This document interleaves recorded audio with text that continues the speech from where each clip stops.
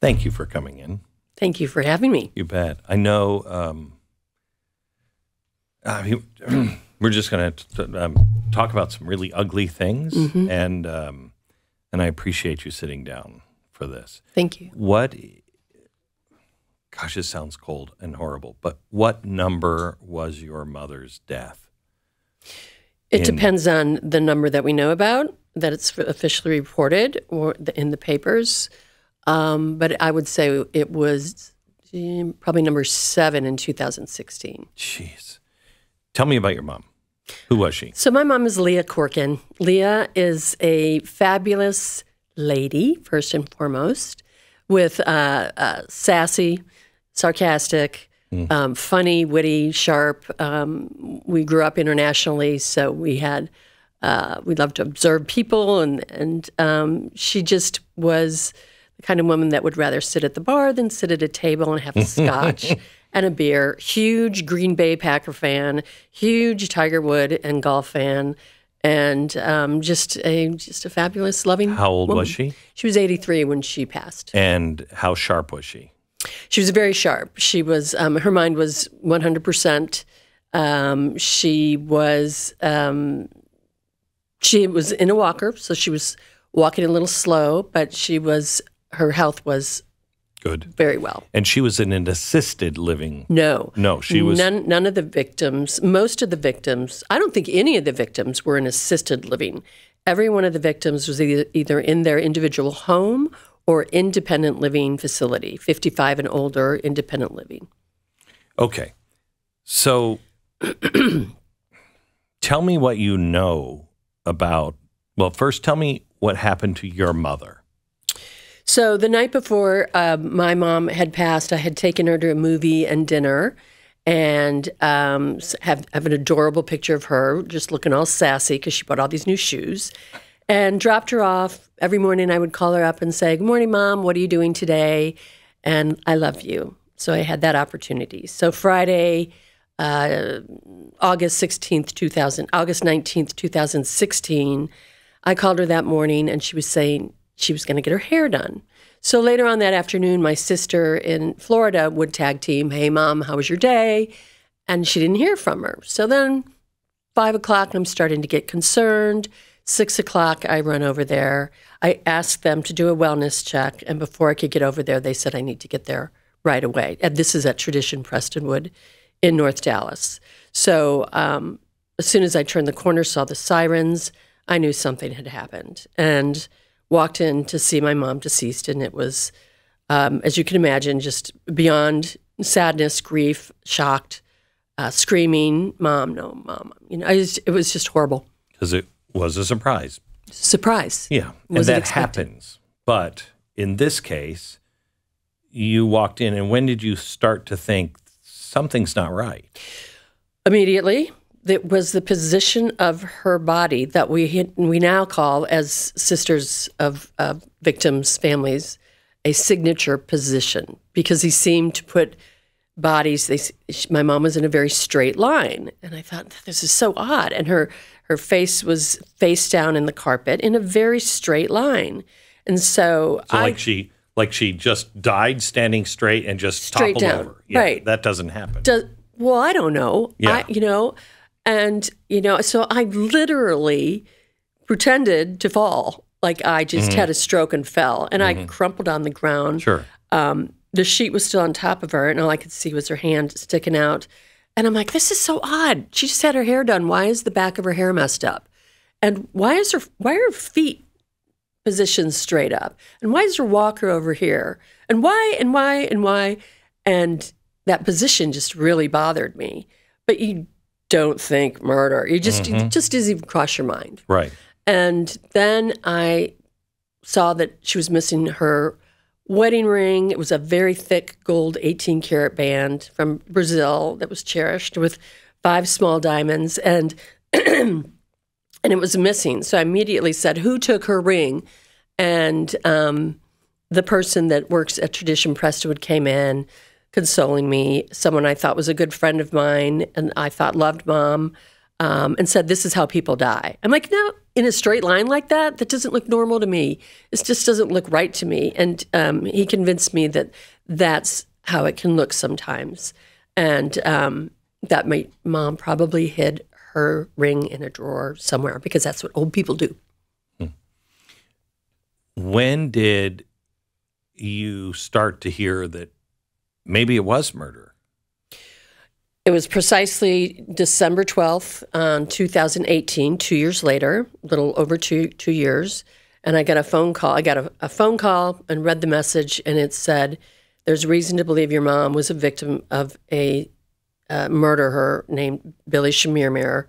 And as soon as I saw that message, everything clicked. And I called the attorney back, Trey Crawford, whose staff took the time to look at people who had passed alone, who had reports of jewelry stolen. And they started putting it together after Chemirmir's arrest in 2018 that there were so many victims who were unattended deaths, who were healthy women with reports of stolen jewelry. Right. So I got this phone call, and it was like a photograph of everything I saw in that room. Click, click, click. The ring, the position, the shoes, her hair, the pillowcase, had her makeup on it. That wasn't my mom. And it just all made sense. And so you learn that your mom is a victim of a murder, that it's a murder, period. Yeah. But then you find out it's a serial killer. And at Tradition Prestonwood, there were 8 victims in 3.5 months. 8 victims in 3.5 months. And they did nothing about it. Nobody there tied it together? Not that I know of. Not that I know of. I'm sure they did. I got a phone call. As soon as I found out, I called Tradition Prestonwood, and the assistant executive director told me that man had never been in the facilities. He lied to me. He, in fact, was someone who had personally escorted him out of the building. So I have a lot of anger with that owner, Jonathan Perlman, and Tradition Prestonwood, who was trying to mislead me. And then I got another phone call from someone inside who said they all knew, they covered it up, they probably destroyed evidence. And so I had this other rage with them because if they all knew, how come they didn't tell me? Probably lawsuit, perhaps. Perhaps. Yeah. Right? Tell me about the killer. Well, he's dead. Mm-hmm. So Billy Chemirmir is a psychopath. He is filled with evil. Never met a psychopath before, but when we did our victim impact statements, and we each had 3 minutes to look him in the eye, you truly see evil. And where was he from? He's from Kenya. And from what I understand, he moved to the States, or Dallas, in 2003. He was a CNA, I believe, a nursing assistant. And his sister had a nursing facility in Plano. Was he here legally? He was here on a work visa, Okay. I believe, at the time. So yeah. he comes here, and was there any sign at the time when he started working? Was there anything that was happening back then that is now starting to come to light? Not that I know of, and no one is investigating because they stopped the investigations. Why? Exactly. Why? Because I think they would have uncovered 60, 70 more people. Really believe that. Wait. But why would they stop? So what if you find 60 or 70 people? Because what I have been told is why drum up these deaths of people in 2012 or 2013 and hurt the families, because we've seen you all hurt so much. How do you respond to that? That's not your job. It's not your decision to make. It's your job to find these other victims, these other families. So when he was brought to court, at first, how many people were thought to be killed by him when he first went in to court? 22. 22. Mm-hmm. Mm-hmm.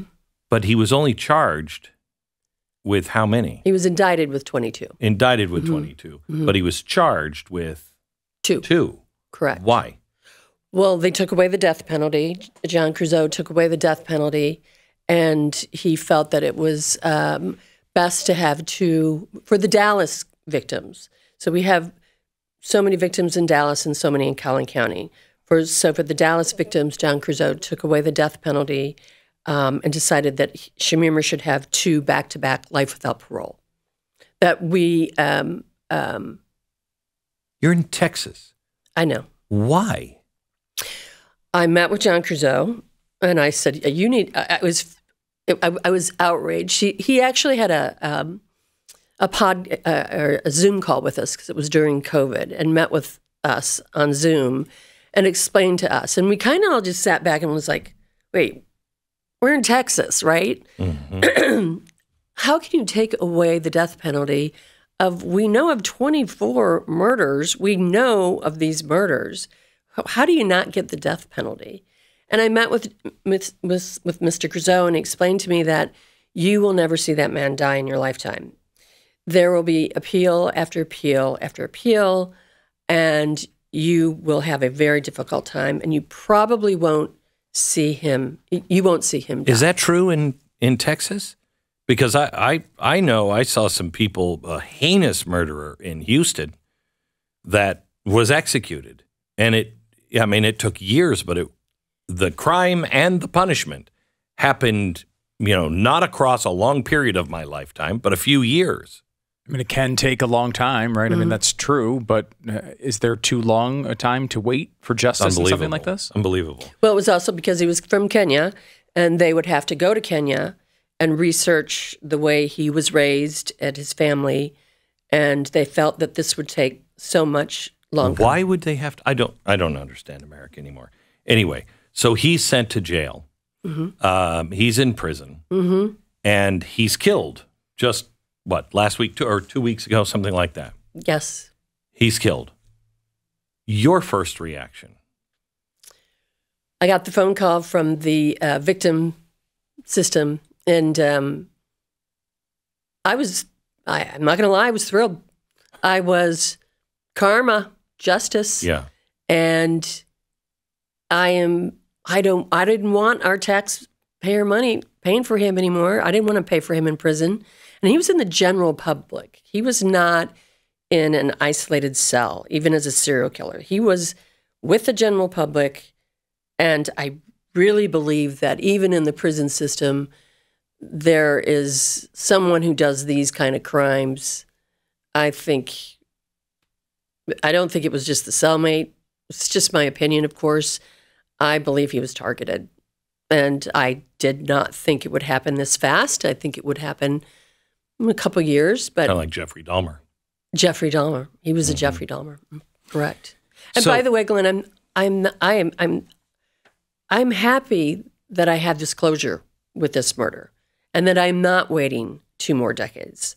So I know the death penalty was taken away, but I actually, with this result right now, you'll never have closure with the murder of your mom by a serial killer, but I have some satisfaction that that evil man no longer exists on this earth. It's just such the craziest story that it had been going on for so long. We live here. And I didn't know about this story. How did you not know about it? I know. That was probably... And it's not just me. Mm-hmm. Nobody in Dallas knows about this story. I still tell people they don't know. Because unless you watched the news in the evening and read the Dallas Morning News, you did not know, period. So our world looks at news in so many different other ways. Whether they do Facebook or whether they, look... how you didn't know. And it was my goal to reach out to any single person who would listen to me to make this national news. I'm writing. Please tell me tweets. We didn't ignore you. I can't remember. Okay, I mean, I literally was reaching out to everybody. And Lisa Olson is a wonderful writer. I reached out to her. She wrote a wonderful article in Texas Observer. And I literally linked in the senior executive director of AARP. Like, the elderly people need to know what's going on in their independent. So do you think because she was elderly, that's why this story 100%. I was told trying to get production companies to do a documentary on this. MJ, I am so sorry. People don't think this is interesting enough because they are older people.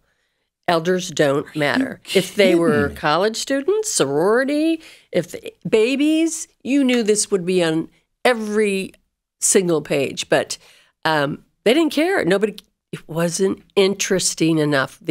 I'm quoting these words. So what was the security like for these murders, for your mom? Because she's living independently, correct? Mm-hmm. But it is a place for seniors. Right. And, I got an 80-year-old mom. I'd want to make sure the building was secure. Mm-hmm. What was the security like? The advertised security at the time was 24/7 surveillance and security. Cameras about. Safety is something not to be concerned about. The reality was there were a couple of cameras. The security cameras were sitting next to the person in the front desk, and that person, usually an older person, was responsible to monitor those cameras. That was the security. Wow. Nothing. There was in tradition Prestonwood, there's a front door, a back door, and a side door. And there were not cameras on the side door. Front door, yes. Cameras in the back. Cameras where he entered. And How did he get in? He was a gentleman. He would dress nicely. He would be polite. If someone was coming in the door, he'd open the door for them. How are you today? And walk in behind him. Mm. Or he would put a rock in the door by the pool and come in after that, because no one's checking the doors at night to make sure they're all locked, from what I understand. I don't know yet. I have not done my discovery because I'm still in a lawsuit with Tradition Prestonwood, because they have now forced me into arbitration after 5 years. So he walked in, and how many people in Prestonwood did he kill? Total 9.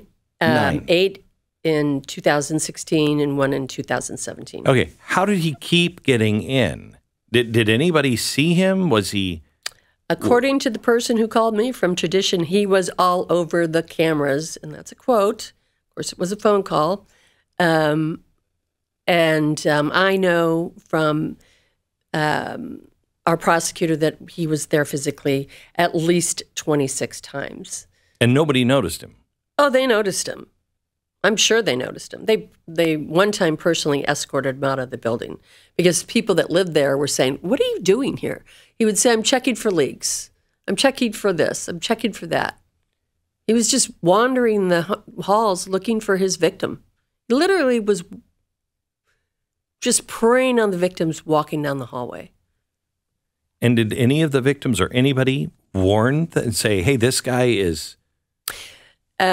Well, not the victims because they died, but there were several people that lived at Tradition who alerted the ownership that this guy's wandering the halls. We got to get him out of here. They did call police one time on him, but what about the other 26 times that we know of that he was in the building? So, what do you hope comes from this? I've been struggling with so many different things, and I keep thinking, okay, I'm supposed to learn from this. I'm supposed to, something good has to come out of this. What good? First of all, education. If you're going to put your parent in a senior living facility, and it's really hard to define because you've got these 55 and older golf communities. Yes. And then you have these high-rise buildings that are popping up all over the country because Right. there's so many of us that are getting close to that age to, go to one of these homes. They are money makers. But I would say education for me is first and foremost because we have to say, show me your security. How do you check for people coming in and out that aren't supposed to be there?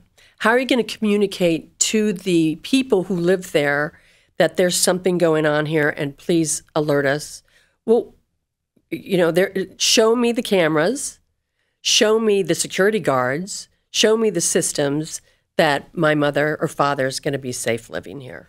When you said, one of the first things you said was, I thought he was my friend.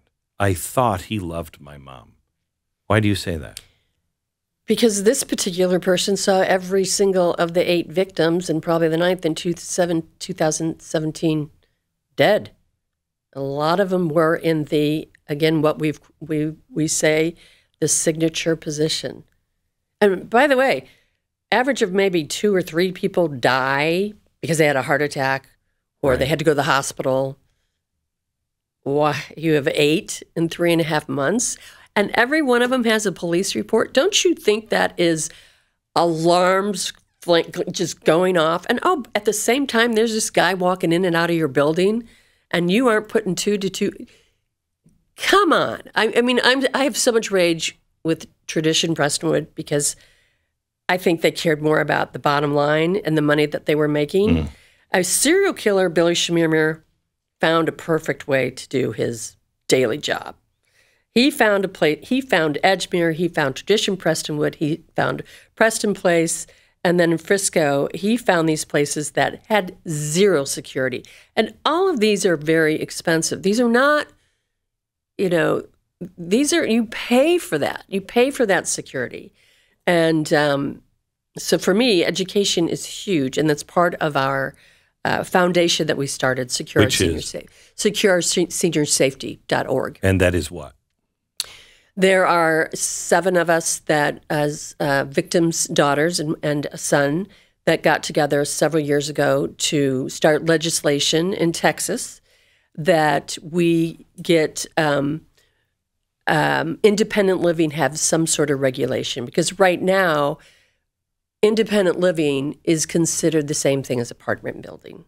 So when we try to say we need to put regulation in a senior living facility, we're fighting the same lobbyists that are speaking for apartment buildings. So it's a really tough channel, tough road to fight. We've tried twice, we haven't.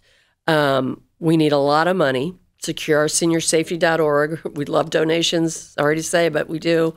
But there's 0 regulation for these independent living.